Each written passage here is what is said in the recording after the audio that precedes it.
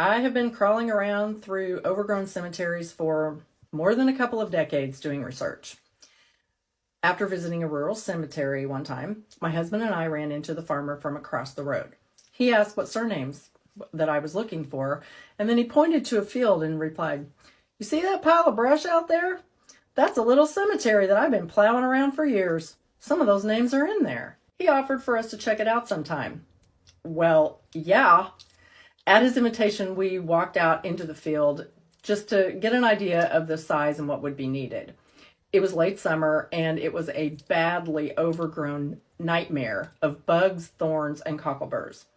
Returning in spring before all the brambles and the vines had come back out was absolutely a must. We went back in April with a cousin of mine, Chad, who lives in the area. He had experience at cleaning cemeteries and retrieving stones and cleaning stones. The tangle had diminished quite a bit over the winter, so it was pretty easy to pull all the dried branches out of the area. Now, Chad and I had been searching for two shared ancestors forever, but neither of us could find any burial information. We were disappointed that their stones were not among the ones that we could see. We knew they lived right there, and some of these stones were their family, including a couple of their children, so if they weren't here, where were they? I had an idea. I went to the car and came back with something. "What are those?" Chad asked. "Well, they're dowsing rods." No reply, just a side eye. "Yeah, I know.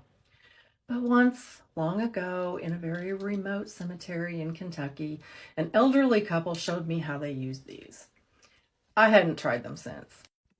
Chad said, "Couldn't hurt." So I walked across the cemetery, careful not to touch anything but the grips. The rods crossed and uncrossed as I passed each stone. When I came to the visible edge of the cemetery, I stepped out into the margin of dirt between the cemetery and the plowed area, and they crossed again. We looked at each other, and Chad said, "Do it again." Same result. He took a long metal spit from a grill and carefully pushed it into the dirt. Down, down, thunk. His eyes grew big and round, and he said, "Can't be." It was.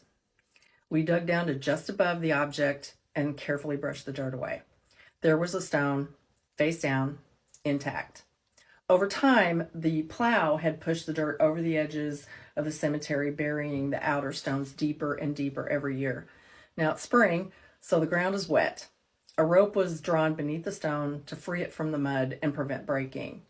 After a tense 15 to 20 minutes of coaxing, it stood upright again. It was Eliza. Yeses and fist pumps later, we found her husband, Houston, right next to her. We had found who we'd been looking for.